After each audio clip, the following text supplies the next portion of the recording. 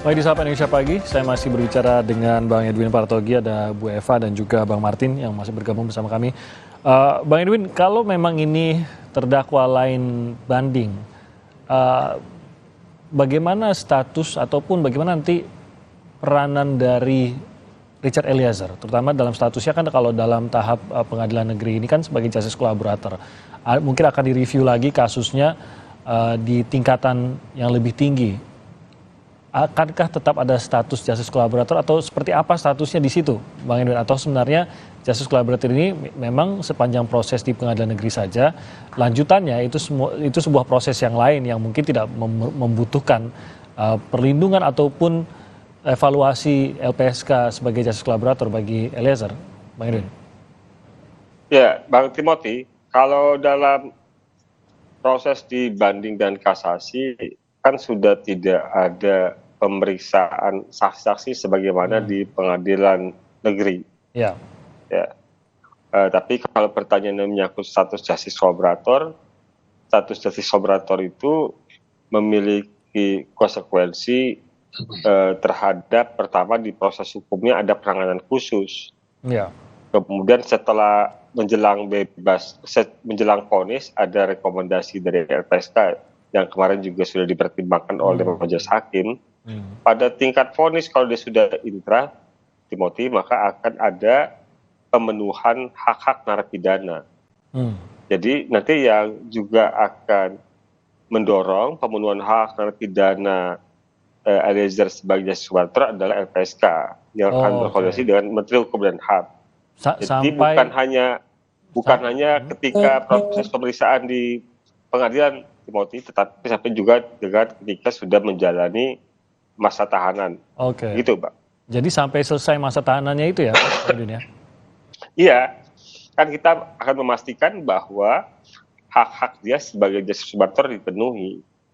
Jadi, Timothy, sekarang itu ada peraturan Menteri Hukum dan HAM yang memang mensyaratkan bagi terpidana tindak pidana tertentu, ya, itu kalau mau mendapatkan remisi tambahan dan lainnya itu harus mendapatkan status justice collaborator dari LPSK. Ya. Jadi banyak narapidana itu mengajukan justice collaborator ke LPSK dan itu yang sebenarnya kelanjutan dari Undang-Undang 31/2014 yang memang LPSK itu masuk sampai wilayah pemenuhan hak-hak narapidana justice collaborator. Gitu, Bang Timothy. Oke, berarti masih akan terus mengawal LPSK, akan mengawal justice collaborator dalam hal ini Richard Eliezer hingga akhir masa pidananya dijalankan. Bang Martin, adanya kemungkinan banding oleh terdakwa lainnya, tampaknya dari tim kuasa hukum keempat terdakwa lain selain Eliezer ini sudah mempersiapkan untuk banding. Walaupun tadi kita sudah membahas keluarga sudah terpenuhi rasa keadilannya, tapi ada kemungkinan itu pun akan terusik karena upaya banding tersebut. Bagaimana mengawalnya, khususnya bagi keluarga yang mungkin akan terusik oleh hal ini, Bang Martin? Enggak, bukan terusik ya, Bang Timothy, karena banding itu kan hak ya. Jangan kita membuat suatu komunikasi yang arahnya nanti malah jadi bias gitu. Nah, saya justru melihat bahwa terhadap terdakwa Ferdy Sambo itu wajib banding ya, karena ini vonis maksimal. Saya pikir kalau nggak banding ini hal yang sangat mengerikan gitu loh. Justru saya dukung wajib itu banding.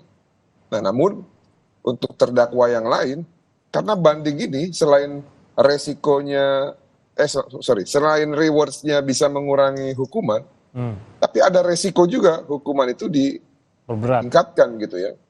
Nah, kalau kita berbicara Putri Chandrawati tadi, Dr. Eva mengatakan bahwa pendapat dengan kami bahwa selain sebagai trigger, provokator ataupun pemicu, yang bersangkutan juga adalah intelektual dader. Nah, hakim itu makin tinggi, ilmunya pasti ilmu dan pengalaman itu lebih tinggi gitu ya. Walaupun ada indikasi ke arah yang lain gitu ya kalau kita kaitkan dengan metalegal, tapi secara keilmuan dan juga secara pengalaman lebih tinggi. Nah, saya curiga nanti kalau mereka mengajukan banding, selain berpeluang mendapatkan rewards, ada peluang juga untuk diganjar hukuman yang lebih tinggi. Jadi ada resikonya bagi mereka sebenarnya ya? Betul. Nah, tapi kalau dikaitkan dengan apa kira-kira yang bisa kami lakukan ya, kalau banding itu kan prosesinya memang tertutup. Ya. Tapi kan kalau di dalam sistem yang elektronik, sekarang kita bisa pantau apakah berkas sudah masuk, ya, sudah di mana berkasnya. Nah, nanti pas deket-deket mau pembacaan putusan itu nanti kita bersuara tuh, Bang Timothy, ya, ataupun pada saat berkas masuk untuk apa, untuk ya memberitahukan ataupun memberikan sinyalemen bahwa I'll be watching you gitu loh. Kami masih memantau ini. Nah, saya pikir hanya itu ya yang bisa kami lakukan karena kami juga bukan para pihak langsung yang beracara, ya. Dan kami juga memiliki kewenangan terbatas. Jadi ya hanya itu secara profesi yang bisa kami lakukan. Namun ada beberapa acara lain ya. Seperti contoh begini. Kami ini kan 9 orang ya, dan masing-masing kami ini datang dari latar belakang yang berbeda-beda ya, dan juga mempunyai networking ya yang berbeda-beda juga. Nah, kalau kita gunakan networking ini dalam hal positif ya, itu kan juga bisa menjadi bantuan gitu ya untuk mengawasi dalam penegakan hukum ataupun proses yang akan berlanjut nanti. Saya pikir hanya itu aja Bang Timothy, nggak ada lagi yang bisa kita lakukan. Oke, saya ke Bu Eva. Kita mendengar bagaimana hakim mempertimbangkan, mendalami dan membaca amicus curiae yang diajukan.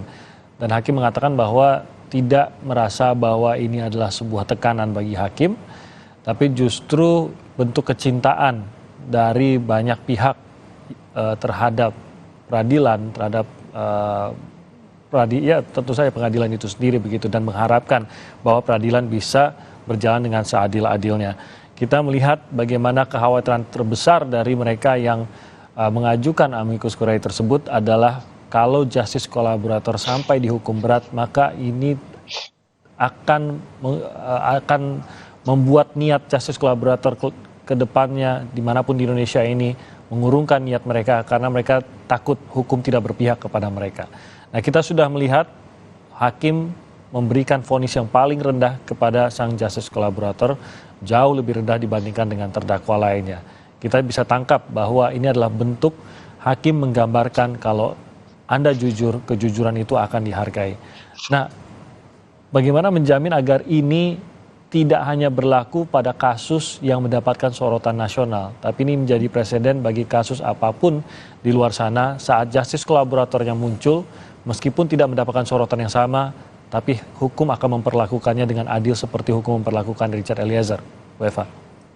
Iya, sebetulnya yang pertama pasal 10 dari Undang-Undang tentang Perlindungan Saksi dan Korban itu kan juga sudah mengunci ya, Mas Timothy, karena memang yang namanya justice kolaborator itu harus dilihat, dilindungi dalam setiap tahapan dalam sistem peradilan pidana. Jadi norma pasal 10 itu bukan hanya mengikat LPSK, tetapi juga mengikat para penegak hukum yang lain. Gitu. Itu yang pertama.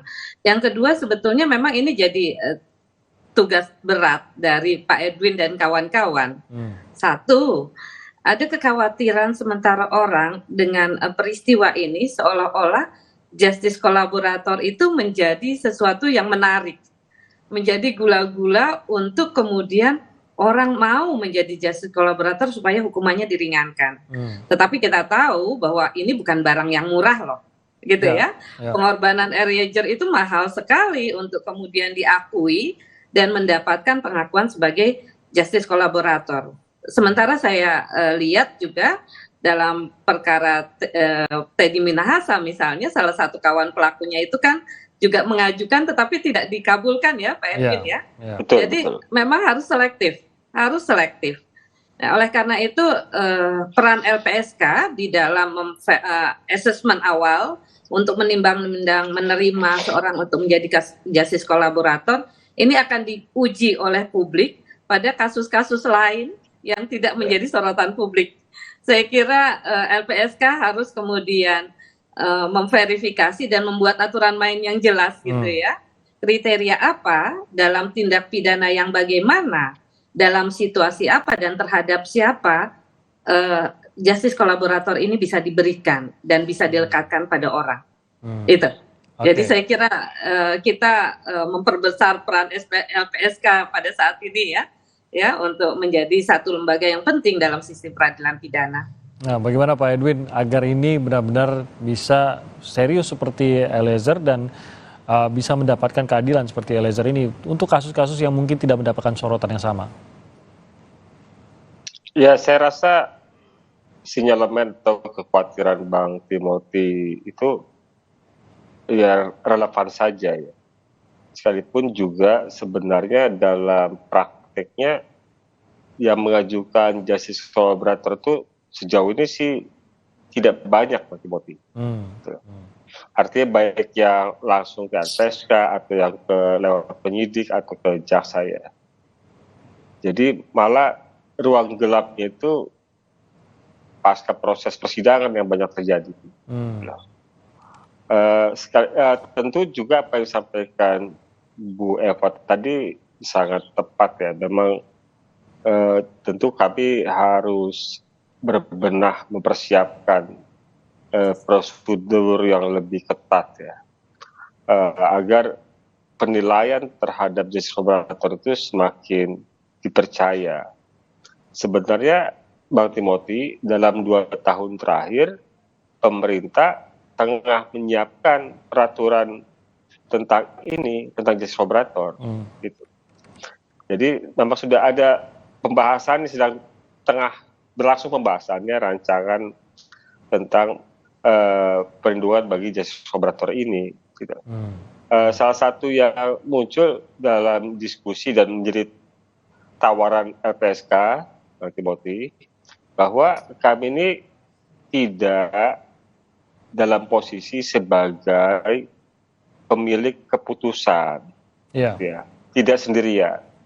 Jadi kami itu malah mengajak aparat penegak hukum, termasuk juga kami mengusulkan supaya ada perwakilan masyarakat di situ, yang bersama-sama nantinya kalau ada permohonan justice collaborator, maka tim itu yang terdiri dari LPSK, aparat penegak hukum, dan perwakilan masyarakat yang akan menentukan apakah permohonan justice collaborator itu diterima atau tidak. Jadi supaya semakin akuntabel, ya kan? Jadi karena memang dalam posisi LPSK ini kan pihak yang dianggap bisa secara objektif melakukan penilaian terhadap pemohon, karena LPSK tidak punya konflik of interest. Ya. Betul. Beda kalau dengan penyidik penuntut umum yang punya kepentingan, misalnya untuk menjatuhkan atau membuat pelaku lain jadi tersangka, terpidana segala macam, harus ada yang mendukung dakwaan segala macam. Kalau di LPSK kan tidak ada. Iya, itu yang berbeda. Berbeda. Nah, jadi tapi kan pengetahuan atas perkara itu kan sepenuhnya memang paling banyak diketahui oleh penyidik. Tentu saja, iya. Oleh penuntutnya. Nah, karena itu sekalipun undang-undang, Bang Timothy, sekalipun undang-undang tidak mengamanatkan, tidak menugaskan penyidik, penuntut umum untuk melakukan pemeriksaan asesmen terhadap justice collaborator, tetapi LPSK menawarkan itu dalam rumusan pembahasan peraturan yang sedang dibuat, karena kami ingin bersama-sama. Jadi kami bukan mau adu kuat, tapi kami ingin kolaborasi juga. Ada langkah ke depan yang lebih baik lah dalam hal ini ya, kolaborasi. Kita akan lihat nanti bagaimana dari LPSK seperti yang katakan Bang Edwin. Mungkin sedikit saja dalam waktu singkat, Bang Martin mau menambahkan terkait hal ini, efek kasus ini, karena Bang Martin kasus terakhirnya bukan ini Bang Martin, pasti akan banyak lagi dalam profesi Anda. Tapi Bang Martin mungkin ada efeknya, hasil dari kasus ini, hasil dari bagaimana hukum memperlakukan Richard Eliezer secara khususnya ke depannya, apa yang Anda harapkan sebagai seorang yang berkecimpung dalam bidang hukum di Indonesia, Bang Martin? Yang pertama tadi saya himbau ya Bang Edwin, walaupun menawarkan kepada penegak hukum yang lain, tetap decision maker-nya harus LPSK. Kalau menurut saya. Betul.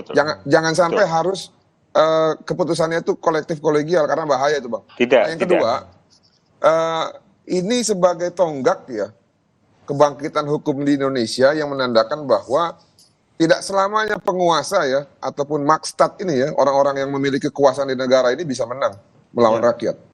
Ya. Dan ini kita harus kawal terus. Ini contoh ya, contoh terobosan dan juga putusan hukum yang memenangkan rasa keadilan baik bagi korban, baik bagi pelaku yang menjadi GC, dan juga bagi rakyat Indonesia yang mencintai keadilan. Yang ketiga, ini pelajaran dan juga warning kepada orang-orang yang memiliki kewenangan dan kekuasaan yang menyalahgunakan dan juga melakukan penindasan terhadap bawahannya. Jangan lagi sekali-sekali lagi ada yang berani melakukan hal tersebut, karena kita sudah buktikan bahwa orang yang tertindas, orang yang ada di level bawah itu bisa menang melawan orang ataupun oknum-oknum penguasa yang mencoba untuk membantu mantan dari pejabat tersebut. Demikian, Bang. Terima kasih. Oke, terima kasih, Bang Martin. Mungkin Bu Eva punya catatan sedikit untuk menutup. Iya, satu hal bahwa tadi saya sebutkan tentang restoratif justice ya. Ya.